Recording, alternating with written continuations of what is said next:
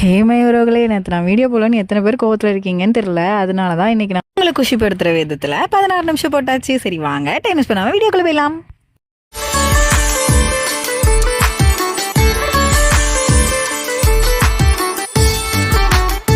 இங்கே நம்ம ஷிவ், அதுக்கப்புறம் அவனுடைய வீட்டில் உள்ளவங்க எல்லாருமே நம்ம ஆனந்திக்கும் அவனுக்கும் நிச்சயதார்த்த மோதிரம் வாங்குறதுக்காக ஆனந்தியை கூட்டிகிட்டு போகணும் அப்படின்ற மாதிரி பேசிட்டு கிளம்பிட்டு இருக்காங்க. அதுக்கப்புறம் அவங்க அம்மா மட்டும் அவன்கிட்ட கேட்குறாங்க, எடா அவளுக்கு இந்த கல்யாணத்தில் சம்மதம் தானே, ஏன் கேட்குறான்னா அவள் ரொம்ப சோகமாக இருக்கா, அதனால தான் கேட்குறேன், எனக்கு பயமாக இருக்குது, ஒன்றும் பிரச்சனை இல்லைல்ல, பிடிச்சி தானே கல்யாணம் பண்ணுறா உடனே அப்படிங்கும்போது அப்போ நம்ம ஷிவ்வுமே அவங்க அம்மாவுக்கு எடுத்து சொல்லிட்டு இருக்கான், அம்மா அவள் கல்யாணத்தில் ரொம்ப ஏமாற்றத்தை தான் இது பண்ணியிருக்கா, அதனால ரொம்ப தயங்குறாமா, வேற ஒன்றும் இல்லை, அவளுக்கு ஒரு நல்ல மனசு இருக்கு, அந்த மனசுல நான் இருக்கேன்றது எனக்கும் தெரியும், நீங்க அதையெல்லாம் பத்தி கவலைப்படாதீங்க அப்படின்ற மாதிரி சொல்றான்.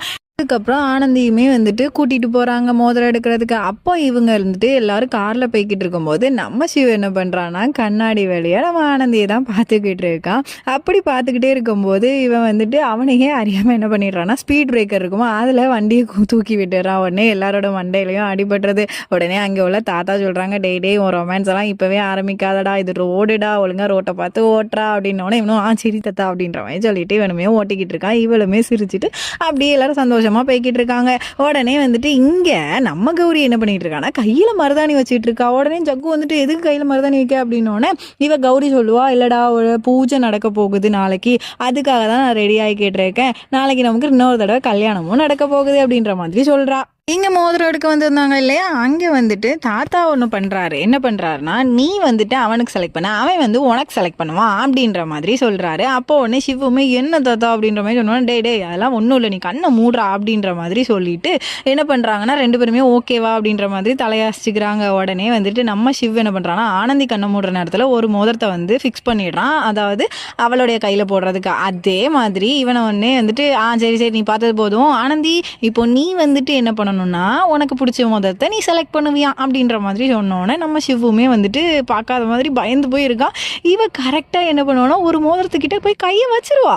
அதுக்கப்புறம் அவன் எடுத்த மோதிரத்தையே இவளுமே எடுத்துடுறா. உடனே வீட்டில் உள்ளவங்களுக்கு எல்லாருக்குமே ரொம்ப சந்தோஷமாயிருது. வா வெரி குட், செம்ம கப்பிள்ஸ் நீங்க போங்க அப்படின்னோடனே சிவுக்கு ரொம்ப சந்தோஷமாயிருது. ஆனந்தி ஐயோ அப்படியா அப்படின்ற மாதிரி அவளுக்கு சந்தோஷப்படுறதா அழுகிறதா ஒண்ணுமே தெரியாம பட்டுன்னு என்ன பண்ணிடுறான்னா மோதிரத்தை கீழே போடுறா. நம்ம சிவு வேதை வாங்கவும் உடனே ஐயோ சிவு அதுக்கப்புறம் அவளை பார்த்துட்டு எடுத்துடுறான். இங்கே நம்மளுடைய ஜக்கு என்ன பண்ணுறான்னா ராத்திரி போல இவன் மருதாணி வச்சிருப்பாள், அதனால இவளுக்கு சாப்பாடெல்லாம் ஊட்டி விட்டுட்டு உடனே ரெண்டு பேரும் ஹக் பண்ணிக்கிறாங்க. நாளைக்கு நம்ம இன்னொரு தடவை கல்யாணம் பண்ணிக்க போகிறோம்டா, இன்னொரு தடவை நம்ம வாழ்க்கையை சந்தோஷமாக ஆரம்பிக்க போகிறோம்டா அப்படின்ற மாதிரி பேசிக்கிட்டு இருக்காங்க. இவன் அதோட சிவ் என்ன பண்ணுறான்னா நம்ம நம்ம ஆனந்தியோட அத்தை, அதாவது சுமித்ரா இருக்காங்க இல்லையா, அவங்களுக்கு நம்ம ஃபோன் போட்டு பேசலாம் ஜக்கு அம்மாவுக்கு அப்படின்னு சொல்லிட்டு ஃபோன் அடிப்போம். உடனே இவளுமே ஹலோ சொல்லுங்கப்பா அப்படின்ட்டு ஃபோன் எடுக்கும்.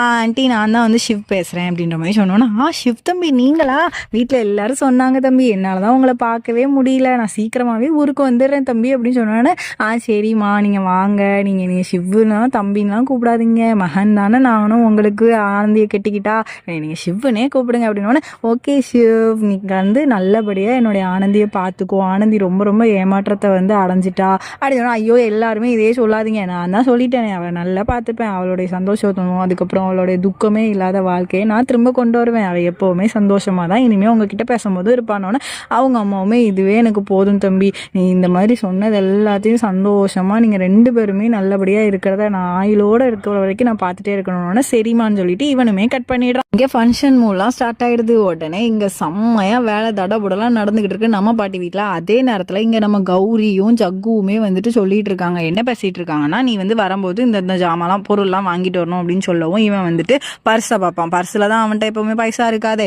உடனே அவன் வேலைக்கு போனா தானே, உடனே பைசா இல்லடி அப்படின்னு சொன்னோன்னே, சரி இரு நான் பைசா தரேன் அப்படின்னு சொல்லுவாளா. உடனே சில்லறையாக தான் இருக்கும் கையில். உடனே காடையை எடுத்து கையில் கொடுத்துட்டு இந்த பொருள்லாம் வாங்கிட்டு வந்துரு, சாரீலாம் வாங்கிட்டு வந்துரு அப்படின்ற மாதிரி சொல்லிட்டு சரிடி அப்படின்னு சொல்லிட்டு இவனுமே தேங்க்ஸ் சொல்லிட்டு அங்கேருந்து இவன் நல்லபடியாக கிளம்பி போய்கிட்டு இருக்கான் ஃப்ரெண்ட்ஸ். உடனே இங்கே நல்லபடியாக இவங்களுக்கு நல்ல மாலையெல்லாம் ரெடி பண்ணி டெக்கரேஷன்ஸ்லாம் வீட்டில் போட்டு இவ அப்படி ஒரு மாதிரி பொண்ணு மாதிரி ரெடி ஆகி நின்றுட்டு என்ன பண்ணுறா, நம்மளோட அத்தை அதாவது சுமித்ரா பேசினது எல்லாத்தையும் இவ ஞாபகப்படுத்திட்டு பின்னால் தானே அந்த ஃபோட்டோ இருக்கும், அதை பார்த்து என்ன பண்ணுறா, அவள் பக்கத்தில் போய் நின்றுட்டு அத்தை அத்தை நான் எவ்வளோ அழகாக கிளம்பி நிற்கிறேன் பாருங்க அத்தை, என்ன ஆசீர்வாதம் பண்ணுங்க அத்தை அப்படின்னு சொல்லி ஃபோட்டோ ஃப்ரேமில் என்னமோ அந்த பைத்தியம் மாதிரி அவங்கக்கிட்ட சவால்லாம் விட்டா இல்லையா, அதையெல்லாம் தான் நினச்சி பார்த்துட்டு இருக்கா. சுற்றி சுற்றி காமிச்சிக்கிட்டு பார்த்தீங்களா எவ்வளோ அழகாக கிளம்பிக்கிட்டு இருக்கேன், இப்போ உன்னால் என்ன பண்ண முடியும்? அன்னைக்கு நாங்கள் ஒழுங்காக கல்யாணம் பண்ணல, அதனால என் பையன் வந்து என்கிட்டயே வந்துடுவான், அவன்கிட்ட இருக்க மாட்டான், அப்படி இப்படின்னு சொன்னியேடி. எவ்வளோ சவால் விட்டுருப்ப பாத்தியா? சவால் எல்லாம் நான் தான் ஜெயிச்சேன். உன் குடும்பத்துல இருந்து அவனை இங்கே அனாதையாக்கி காட்டுறேன்னு சொன்னல, அதே மாதிரி ஆக்குவேன் அப்படின்ற மாதிரி இவளும் பேசிக்கிட்டு இருக்கா.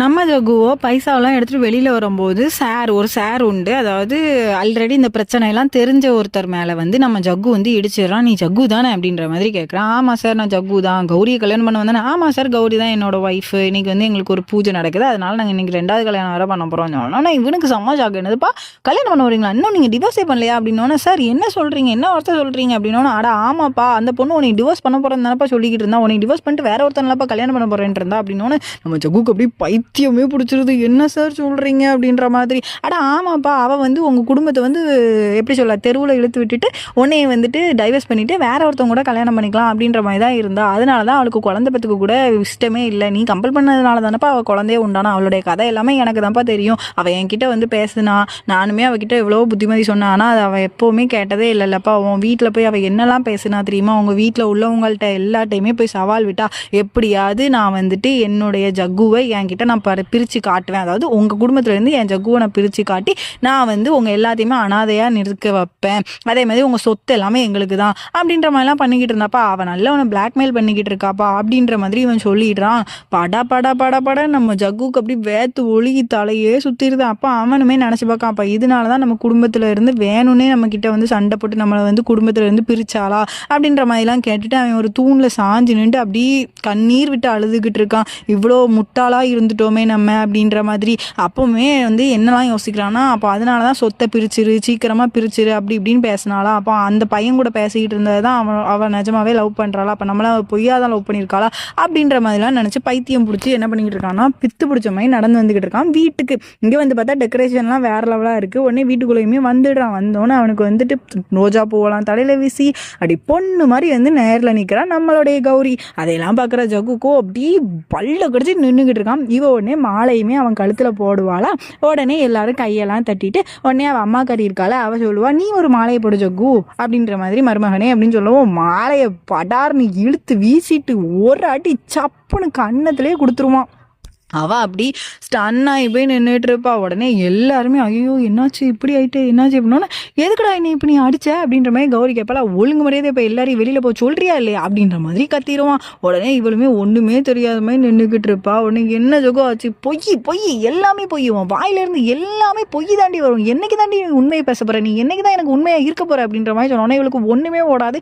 என்னதானே நடந்துச்சுன்னொன்னே, என் குடும்பத்திலேருந்து நீ பிரிக்கணும்னு தானடி இவ்வளோ காரியத்தையும் பண்ண, என்னையே நீ வந்துட்டு சும்மா உப்புக்கு சப்பானி மாதிரி கல்யாணம் பண்ணிட்டு வேற ஒருத்தவங்க கூட ஓடி போகிறதுக்கு நீ பிளான் பண்ணியிருக்கியா அப்படின்ற மாதிரி அசிங்கமாக பேசணுன்னா அவங்க வீட்டில் உள்ளவங்க எல்லாருமே வெளியில் போங்க எல்லாரும் அப்படின்ற மாதிரி பற்றி விட்டோன்னே இவளுமே அவ்வளோலாம் ஒன்றும் இல்லை ஜோகுன்ட்ட, யார் ஜோகு இதெல்லாம் சொன்னா அப்படின்னோடனே, நீ ஒருத்தன்ட்ட போய் எல்லா கதையும் சொன்னல, அந்த ஆளு தாண்டி என்னையை பார்த்து சொல்லிக்கிட்டு இருந்தாரு அப்படின்னோடனே, யாரு நம்மளுடைய சாரா, இல்லை ஜோகோ எல்லாம் போய் ஜோகு, யார்டி போய் சொல்கிறா அப்படின்ட்டு சார் வேற படம்னு உள்ளே வந்துடுறான். இனி நீ தப்பிக்கவே முடியாது கௌரி அப்படின்ற மாதிரி ஜக்கு நினச்சிட்டு இருக்கான். உடனே இவளுமே அழுதுகிட்டே போய், ஜகு நான் அப்பெல்லாம் ஒன்றும் நடக்கலை ஜகு, நான் உன்னை உண்மையிலே லவ் பண்ணுற ஜகு, எனக்கு வேற யார் மேலேயும் ஆசையே இல்லை ஜகு, அவன் என் ஃப்ரெண்டு தான் ஜகு, ப்ளீஸ் ஜகு, நம்ம வாழ்க்கை நல்லா இருக்கணும் தான் ஜகு, சொத்தை பிரிக்கணும்னு சொன்னேன் அப்படின்னா, ஏய் இனிமேல் ஒரு வார்த்தை பேசினா உனக்கு அவ்வளோதான் மரியாதை அப்படின்ற மாதிரி சொல்கிறான். இவளுமே போயிட்டு அந்த சார் கிட்ட போய், சார் என்ன சார் நடக்குது, நீங்கள் என்ன சார் பாதி கேட்டு பாதி வந்து சரியாக புரியாமல் எங்களை பிரிக்க பார்க்காதீங்க சார், ப்ளீஸ் சார் அப்படின்னு சொன்னோன்னே, இதை பாருமா, பல நாள் திருடன் ஒரு நாள் அகப்படுவான், அந்த மாதிரி தாம்மா நீ, அது இது ஒன்றுமே பண்ண முடியாதுமா அப்படின்ற மாதிரி சொல்லிட்டு அவருமே அங்கேருந்து போயிடுறாரு. நம்ம ஜக்கு அப்படி இன்னும் கொஞ்சம் கோவமாயிருதான். இவளுமே அப்படியே அவரை பார்த்துட்டு போகிறத பார்த்து அழுதுகிட்டு இருக்கான். நம்மளுடைய மாமியாரோ என்ன பண்ணுறாங்க, தம்பி இப்படிலாம் சொல்லாதீங்க தம்பி அப்படிங்கவும் இவ சொல்லிடுவான், இனிமே நீ யாரோ நான் யாரோ, இதுதான் நான் மூஞ்சில் முடிக்கிற கடைசி நாள், இனி உனக்கும் எனக்கும் ஒட்டும் இல்லை உரமும் இல்லை அப்படின்ற மாதிரி வெட்டி விட்டுறான். இவளுக்கு ஒன்றுமே ஓட மாட்டேங்குது. இவ்வளோ நாள் ஒரு பொய்க்காரி கூட போய் வாழ்க்கை நடத்திட்டேனேண்டு என்னை சிற்பாலே அடிச்சுக்கணும்டி, இதெல்லாம் எனக்கு தேவைதான், என் குடும்பத்தை விட்டுட்டு வந்தேன்ல, எனக்கு இது தேவைதாண்டி அப்படின்ற மாதிரி ரொம்ப கதறி அழுதுகிட்டு இருக்காங்க நின்று. உடனே அவன் என்ன சொல்றான்னா, என் பாட்டி, என் அம்மா, எங்க அப்பா எல்லாத்தையும் எதிர்த்து வந்தேனடி, என் பொண்டாட்டி எதிர்த்து வந்தேனடி, எனக்கு தந்ததுக்கு ரொம்ப நன்றிடி அப்படின்னு சொல்லிட்டு இவன் படப்படன்னு இறங்கி ஓடிடுறான். உடனே இவங்க அம்மாவும் அப்பாவும் தம்பி அப்படிங்காங்க. அதுக்குள்ள இவளுமே உடனே மனம் உடஞ்சி அப்படி கீழே உட்காந்து அழுதுகிட்டு இருக்கா. அதை பார்க்குற பெற்றோர்களுக்கு ரொம்ப கவலையா இருந்துட்டு இருக்கு. இவளுமே கீழே உட்காந்து ஒரு மாதிரி, என்ன ஆச்சு, இவன் ஏன் இப்படி பேசிட்டு போறான், ஒண்ணுமே புரியல அவளுக்கு. அப்படியே அந்த சீனை கட் பண்ணா நம்ம சிவ் என்ன பண்ணிட்டு இருக்கான்னா மெஹந்தி வச்சுக்கிட்டு இருக்கான். கையில வந்துட்டு நம்மளோட ஆனந்தி அப்படின்ற பேரை தாங்க எழுதி அவன் அழகா அவனோட கையில மெஹந்தி வச்சுட்டு இருக்கான். ரொம்ப சந்தோஷமா இருக்கு அவனுக்கு கையில அந்த ஆனந்தின்ற பேரை பார்த்தோன்னா. இங்க அதே நேரத்துல நம்ம ஆனந்தியுமே அவளுடைய கையில ஷிவ்னு எழுதிக்கிட்டு இருக்கா. அவளுக்கு மனசே இல்லை, எதனா நினைச்சிட்டு இருக்கான்னா ஜக்கு இவ கையில எழுதி வச்சிட்டு இருக்கான் இல்லையா, அந்த மாதிரி பழைய ஞாபகங்களை தாங்க இவ நினைச்சிட்டே இருக்கா. இந்த கௌரி என்ன பண்றா, ராத்திரி உட்காந்து ஃபர்ஸ்ட் டைம் நடக்கிற நேரத்துல இப்படி ஆள வச்சிட்டீங்களேடான்னு சொல்லிட்டு நம்மளுடைய ஜக்கு குடும்பத்தை பார்த்து அப்படி பல்ல கடிச்சிட்டு அவங்க அம்மா போட்ட சவால்ல ஜெயிச்சிட்டாலே, சுமித்ரா ஜெயிச்சிட்டாலே, என் அத்தைக்காரி ஜெயிச்சிட்டாலே அப்படின்ற மாதிரி சொல்லிட்டு கதறி கதறி உட்காந்து அழுதுகிட்டு இருக்காங்க. நான் யாருக்கு என்ன பாவம் பண்ணேன், என்னை விட்டுட்டு இப்படி போயிட்டானே அப்படின்ற மாதிரி அழுன்னு அழுதுகிட்டு இருக்கா. ஆனால் இவளுக்கு நல்ல தேவை தான். எவ்வளோ கஷ்டப்பட்டு அந்த பொண்ணுகிட்ட இருந்து அவனை பிரிச்சாலும் அவ்வளோ கஷ்டப்படுறா இவளுமே. இங்கே நம்ம ஆனந்தி சோகமாக இருக்கிறத பார்த்துட்டு நம்மளுடைய ஜக்குவோட அப்பா என்ன பண்ணுறாருன்னா, நம்மளோட ஆனந்திக்கு வந்துட்டு ஒரு நகை வாங்கிட்டு வந்திருப்பாரு கல்யாணத்துக்காக. சரியா, நிச்சயதார்த்தம் ஆக போகுது அப்படின்றதுக்காக ஒரு ப்ரெசென்ட் மாதிரி கொடுக்குறதெல்லாம் பார்க்குறேன். நம்ம ஆனந்திக்கு ரொம்ப கவலையாக இருக்குது. இதை பாருமா, நான் அந்த ப்ரெசென்ட்டை கொடுத்து உன்னை நான் வந்துட்டு எதுவும் சொல்ல விரும்பலை, ஆனால் நான் ஒன்றே ஒன்று தான் சொல்கிறேன், இதுக்கு முன்னால் கடந்த வாழ்க்கையை மறந்துரு. இதுக்கப்புறம் நீ வந்துட்டு புதுசாக கல்யாணம் பண்ண போகிறேன்னு நினச்சிக்கோ. இதுதான் உன்னோட முதல் கல்யாணம்னே நினச்சிக்கோ. அது ஒரு கெட்ட கனவா நீ நினச்சி மறந்துருமா தயவு செய்து அப்படின்ற மாதிரிலாம் சொல்கிறத கேட்குற ஆனந்தியுமே ரொம்ப கண் கலங்கி அழுது போய் படார்னு போய் நம்மளோட அப்பாவை வந்து கெட்டி பிடிச்சிட்டு, மாமனாரை உங்களுக்காகவாவது நான் என்னோடய வாழ்க்கையை நான் நல்லா அமைச்சிப்பேன். நீங்கள் எல்லாருமே இவ்வளோ கஷ்டப்பட்டு எனக்கு நீங்கள் இந்த வாழ்க்கையை அமைச்சு தந்திருக்கீங்க. நான் இதை எப்போவுமே ஒரு போதும் விட்டே கொடுக்க மாட்டேன், விட்டும் போகவும் மாட்டேன். உங்களுடைய மரியாதையை நான் காப்பாற்றுவேன். என்னுடைய தாய் தகப்பனுக்கு மேலே நீங்கள் என்னை பார்த்துக்கிறீங்கன்னு சொல்லி அழுதுகிட்டு இருக்கா. அதே நேரத்தில் நம்ம ஜக்குவோ நல்ல குடிக்கிறதுக்காக குடிகார வேஷத்தில் நம்மளுடைய ஒரு ஒயின் ஷாப்பில் வந்து இருந்துட்டு அவனுடைய அப்பா பேசுனது, அவனோட அம்மா பேசுனது, நம்ம எல்லாரையும் இப்படி உதறி விட்டோமே அப்படின்றதெல்லாம் நினச்சி ரொம்ப கண் கலங்கி அழுதுகிட்டு இருக்கான். அதே நேரத்தில் அவன் வந்து தெரியாதனமாக டைவர்ஸில் வந்துட்டு நம்ம வந்து சைனை போட்டோமே, அதனால தானே நம்ம ஆனந்தி நம்மளை மதிக்காமல் போயிட்டாளே அப்படின்றதையும் நினச்சி ரொம்ப ரொம்ப தெருவில் உட்காந்து ஒரு மாதிரி பிச்சைக்காரமே உட்காந்து அழுது தலையில் அடிச்சு அழுதுகிட்டு இருக்கான். அதே நேரத்தில் நம்ம சிவ் என்ன பண்ணிட்டு இருக்கான்னா, அந்த மருதாணிலாம் வச்சதுக்கப்புறம் அதெல்லாம் காஞ்சிரும் இல்லையா, அதில் ஆனந்தின்ற பேரை பார்த்து இவன் இங்கே சிரிச்சிட்டு இருக்கான். அதே நேரத்தில் நம்ம சிவ் பேரை பார்த்து நம்ம ஆனந்தியுமே ஒரு பக்கம் சிரிச்சிட்டு இருக்கா. இங்கே ஒரு வழியா நிச்சயதார்த்தமும் ரெடியாக போகுதுங்க. எல்லாருமே செம்ம தடபுடலாம் வேலை பார்த்துக்கிட்டு இருக்காங்க. அந்த நேரத்தில் தான் நம்மளுடைய ஆனந்தியோட அப்பா அங்கே வராங்க. அப்பா வந்து பார்த்துட்டு, அப்பா ஃபேமிலி எல்லாருமே வந்து பார்த்துட்டு அப்படி டெக்கரேஷன்லாம் பார்த்து மிரண்டு போகிறாங்க. அவங்களுக்கே அப்படியே ஆச்சரியமாக இருக்க. உடனே இவங்களுமே அடடே வாங்க வாங்க, பொண்ணு கல்யாணத்தை வச்சுட்டு எப்போ வந்துட்டு இருக்கீங்க, சீக்கிரம் வாங்க, நிச்சயதார்த்தத்துக்கு நீங்கள் தான் முதல்ல வந்து இருக்கணும் அப்படின்னு சொன்னோன்னே உடனே பாட்டியுமே வரவேற்றுட்டு எல்லாத்தையுமே உள்ளேயுமே கூட்டிகிட்டு போகிறாங்க ரொம்ப சந்தோஷத்தோட. உடனே ஆனந்திக்குமே, ஆனந்தி உங்கள் அப்பா வந்திருக்காங்க அப்படின்னு சொன்ன உடனே ஓடி போய் அப்பாவை கெட்டி பிடிச்சிட்டு அப்பா அப்படின்ற மாதிரி ரொம்ப வருத்தத்தோடு இருந்துகிட்டு இருக்கா. உடனே இங்கே எல்லாருமே கணக்கு எல்லாமே பார்த்துட்டு இருக்காங்க. அதே கேப்பில் அப்பாவும் பொண்ணுமே வந்துட்டு இந்த நேரத்தில் அம்மா இல்லாதது இவ்வளோ கஷ்டமாக இருக்குல்லப்பா அப்படின்ற மாதிரி கேட்டோன்னா, அதெல்லாம் ஒன்றும் இல்லைடா, நீ எல்லாம் கவலைப்படாதடான்னு சொல்லிட்டு ரூமுக்கு கூட்டு போவாளா. அப்போ நம்ம அப்பா ரொம்ப அமைதியாக இருந்துட்டு இருப்பாரா. உடனே இவ வந்து பேக்கெல்லாம் எடுத்து பாப்பா இவளுக்காக புது ட்ரெஸ்ஸு கிஃப்ட்ஸு என்னெல்லாமோ கொண்டு வந்திருப்பா. அதெல்லாம் பற்றி எதுக்குப்பா இதெல்லாம் அப்படின்ற மாதிரி அழுவா. உடனே அந்த சிவ் இருக்கான் இல்லையா, அவனுக்காக ஒரு வாட்சும் இவளுக்காக ஒரு மோதிரமுமே வாங்கிட்டு வந்திருப்பா. உடனே வந்துட்டு இவ வந்து எதுக்குப்பா இதெல்லாம் இப்படி வாங்கிட்டு வந்து எனக்கு கஷ்டப்படுத்துறீங்கன்னொன்னே, இல்லைம்மா நீ அதெல்லாம் வேணான்னு சொல்லாதம்மா, தயவு செய்து இது அம்மா நீ போட்டுக்கணும், இது உன்னோட அம்மா வந்துட்டு உனக்காக தரான்னு நீ நினச்சிக்கோமா அப்படின்ற மாதிரி பேசிகிட்டு இருக்கான். என்னப்பா நீங்கள் இங்கே இல்லவங்க எல்லாம் நல்லா பார்த்துக்கலையாப்பா, இல்லை இது வந்து எங்களோட பெற்றவங்களுடைய கடமைன்னு நினச்சிக்கோமா அப்படின்ற மாதிரி ரெண்டு பேரும் பேசிகிட்டு இருக்காங்க. இந்த ஜகுபை என்ன பண்ணிகிட்டு இருக்கான், அவளோட வீட்டுக்கே வந்துக்கிட்டு இருக்காங்க.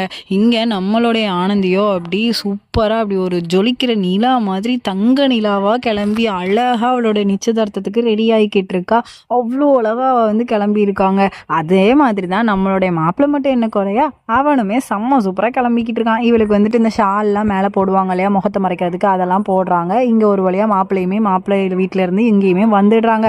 வந்ததுக்கு அப்புறமா எல்லாருமே அவனை வந்து நல்லபடியாக ரிசீவ் பண்ணுறாங்க. அவனுமே நல்லா ஜம்முன்னு போய் ஒரு சேரில் உட்காந்துக்கிறான். ஆனந்திக்காக வெயிட் பண்ணிவிட்டு அவனுக்கும் செம்ம சந்தோஷம். நம்மளோட ஆனந்தி என்ன பண்ணுறான், மாடியிலேருந்து அப்படி ராணி மாதிரி இறங்கி வந்துட்டு உடனே ஷாலெல்லாம் வெளியில் எடுத்தோன்னா அவனோட ஃபேஸை ரிவீல் பண்ணுறாங்க. நம்மளுடைய சிவுமே அப்படி ஸ்டன்னாகவே நிற்கிறான். உடனே வந்துட்டு அங்கே டான்ஸ் பார்ட்டி அந்த மாதிரிலாம் நடக்குமா, அதையெல்லாம் பார்க்குற நம்மளுடைய சிவுக்குமே ஆசையாக இருக்கும். ஆனந்தி பக்கத்தில் இருக்கா, டான்ஸ் ஆட வரமாட்டுக்காளே அப்படின்ற மாதிரி. உடனே இவனுக்கு உடனே இமேஜின் பேரும் இவங்க ரெண்டு பேரும் டான்ஸ் ஆடுற மாதிரி ரொமான்டிக்காக வந்துட்டு பார்த்துக்கிற மாதிரி, பேசிக்கிற மாதிரி அப்படின்ற மாதிரிலாம் இவனுமே ரொம்ப சந்தோஷமாக அவள் கூட வந்து ட்ரீம்லேயே நல்ல சூப்பராக டான்ஸ் ஆடிக்கிட்டு இருப்பானா. அந்நேரம் பார்த்துட்டு இவங்க 2 பேரையுமே சரி வாங்க ஆட வாங்க அப்படின்னு சொல்லிட்டு நிஜத்துலையுமே கூப்பிட்டுறாங்க.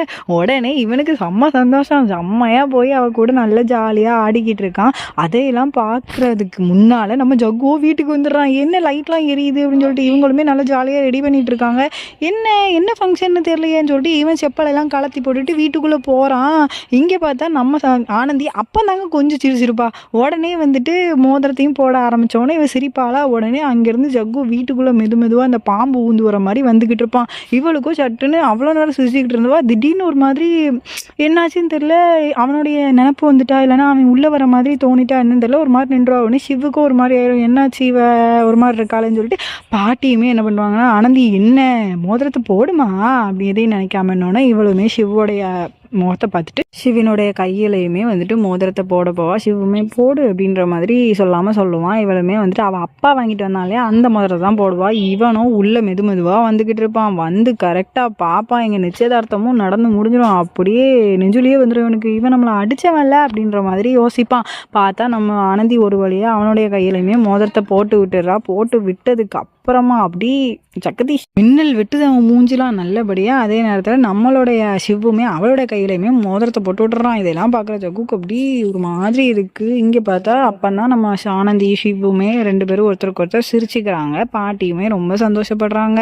இவன் அப்படியே அதை பார்த்து கண் கலங்கி அழுதுகிட்டு இருக்கான். சரி ஓகே ஃப்ரெண்ட்ஸ், இந்த எபிசோட இதோட முடிச்சுக்கலாம். இன்றைக்கான எபிசோடு எவ்வளோ சூப்பராக இருந்துச்சுன்னு சொல்லுங்கள். இனி வர எபிசோடெல்லாம் செம்ம இன்ட்ரெஸ்டிங்காக இருக்கும், பார்க்குறதுக்கு மறந்துடாதீங்க. நானும் போடுறதுக்கு மறந்துட்டாலும் இந்த மாதிரி 2 எபிசோடாக சேர்த்து போட்டுடுறேன். ஓகே பாய்.